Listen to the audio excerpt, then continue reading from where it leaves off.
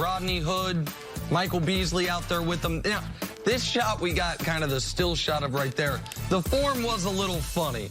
Like, we should put something up like this and be like, did he shoot the ball with his right hand or his left hand? Again, like I said, his fundamentals are not great. Are awful. But he's working, man. You want to see him working. This is a baby step. You got, I implore you. No, I don't. I don't want to see him on the court. I want to see him doing drills. Well, maybe he is, but those aren't going to go Nick, maybe I might be right. You might be right. Maybe I might be right about this. You might be right, but I'm saying they're not going to publicize him doing the drills. When you take bad shots against bad competition, you create bad habits. All right? Like, he's already a bad shooter. He needs to take good shots from deep. Right. The reason I said does that make sense? Of course it does. But the reason I said is if I was trying to teach a kid how to catch the football, you think I would start with one hand? You think I would be doing trick shots? No, but you said last time you don't want him to do any dunks in these games. You want him shooting jump shots. Right. So this is a baby step towards baby step. Can I tell you what I saw yesterday? What kind of contract did he get, Nick? He got a max contract. Okay, well, how much is that? He got about 170. And we're applauding him because of what? Baby step. I saw Melo in the gym just working on drills, not playing in a game at all, just drills. That video went viral. That's going viral. We're not going to talk about that. We'll talk about this. Stories to start your morning. Biggest of big brawls in the Reds-Pirates game last night. There's been a season-long simmering feud between these two clubs, and it boiled over. 5 players ultimately ejected, most notably Yasiel Puig. What'd you make of it, Nick? It was most notably Yasiel Puig because he got traded about 45 minutes before this brawl. Found out from the fans he got traded. Still said, hey, man, last night with my guys, I'm going to go out swinging. Now, the pitcher right there, he was a basketball player at St. John's, and he almost connected with that left, man. That would have been bad news for everyone involved if he connected. No, he's a for-real fighter. There's a lot of fake fighters, especially in Major League Baseball, but no, he calls it out. He runs to the battle line.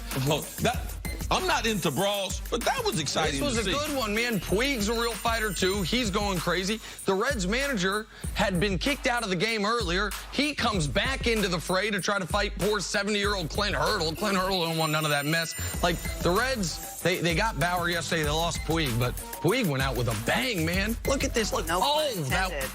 That's the best missed punch since Jermaine O'Neal and that fan that came onto the court. Back to the NFL now. Julio Jones announced he will not be playing in the preseason. Also added he's not waiting for Amari Cooper or Michael Thomas to get their deals done, saying we're not in the same boat. So you agree with this decision to skip preseason games? I'm fine with Julio. I know him and Matt Ryan. They spend a lot of time in the offseason. I talked to both of them last season. They talked about how they're in sync with each other. They have experience, not only in-game experience, playoff experience. No, Julio works as hard as any receiver, not only during the game, but also in practice. Most veteran players, they don't need a whole bunch of preseason. So this one right here, Julio, every once in a while, I'll grant an exemption. Julio, he has it. Yeah, I mean, he's doing the exact thing you recommended he do, which is if you have the agreement on the contract, show up. So you're there with your I didn't even think about that. Yeah, I mean, this was like the word-for-word advice you gave. Show up and tell them you're not going to play in the preseason games. Get my contract done. I feel like he, aside from Fitzy, who you have a obviously special relationship with, is your favorite receiver in football, Julio Jones. I mean, he's a special guy. If they have a prototype, it's a picture of him. 6'3", lean body mass, not a diva, wants to play football, loves playing football. Great blazing fast. Oh, yeah, yes. All those things. All right, let's move to the Dolphins now. See, he listened to me. Ben Simmons won't listen to me. New head coach Brian Flores says it's pretty clear to him that Ryan Fitzmagic is leading in the battle for the starting quarterback job. Fitzpatrick is battling with Josh Rosen, who Miami traded for back in April. And this all confused Nick just a little bit. Why, Nick? Miami. You got fortunate you were able to get a prospect the level of Rosen for only a second-round pick via trade.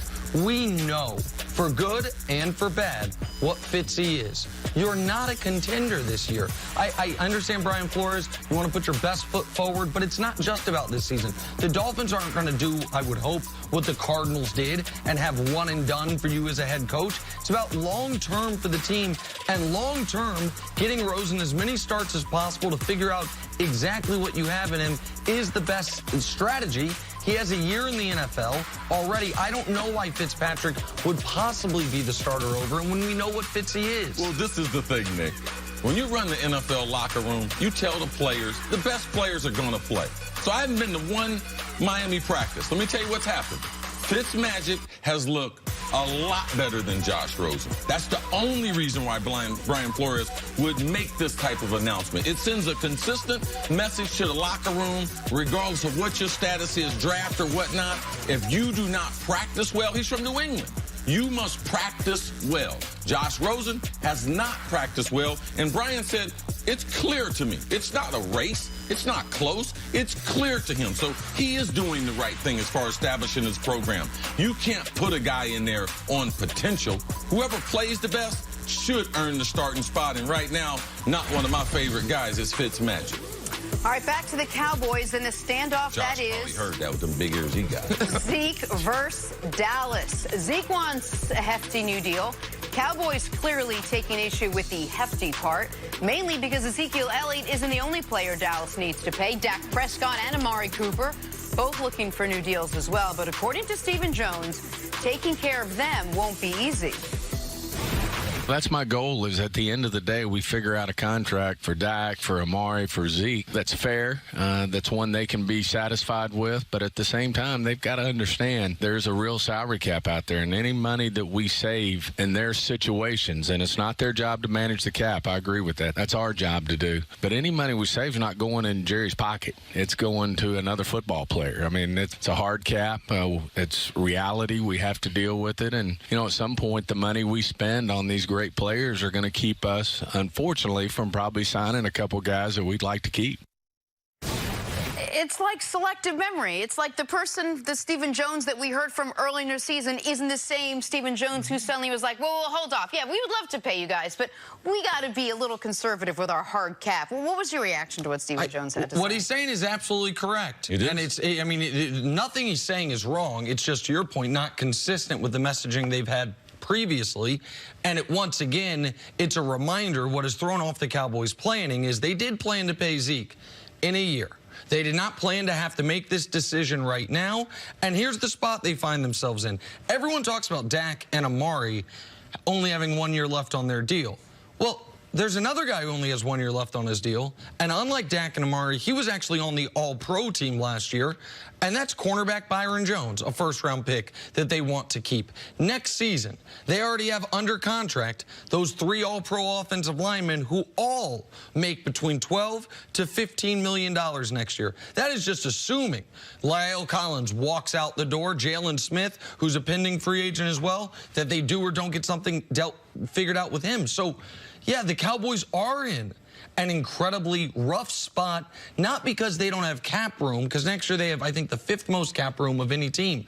But that's only because none of these guys have been signed. They know that cap room is spoken for, and they are going to have to make a hard decision. You cannot have 3 of the highest paid offensive linemen in the league on your team while also having one of the 5 highest paid quarterbacks, one of the 10 highest paid wide receivers, and the highest paid running back. You just can't. And so they seem to be leaning towards this entire time to paying Dak first and figuring the rest out. And the other part of this that I think maybe has screwed up their budgeting a bit is I think what Carson Wentz got and what Dak is demanding is coming in higher than they expected. That they thought they were going to be able to get Dak in the $22 to $26 million a year range, and Dak is talking in the $30 to $34 million a year range, and that's problematic. So none of this is wrong. It just, what these comments make wrong are the previous comments of promising everybody money whenever some local radio reporter would ask you about them. Well, it's a constant issue in Dallas, the messaging, when they say it, and the obligations that the owner and other people in the front office make to the media. Jerry's doing a show every week. So every week we get sound bites off of potentially what could be a problem. If you continue to do that, go to New England. Kraft never says anything because he knows that Belichick, he might not be able to live up to it. So you don't get that cross messaging in Dallas because they're such high profile and how they run their family business. It's going to always be an issue. The one thing that Amari, one thing that Dak, and one thing that Zeke more so than those other players on the Cowboys, that they need to realize is, I'm playing for the Dallas Cowboys.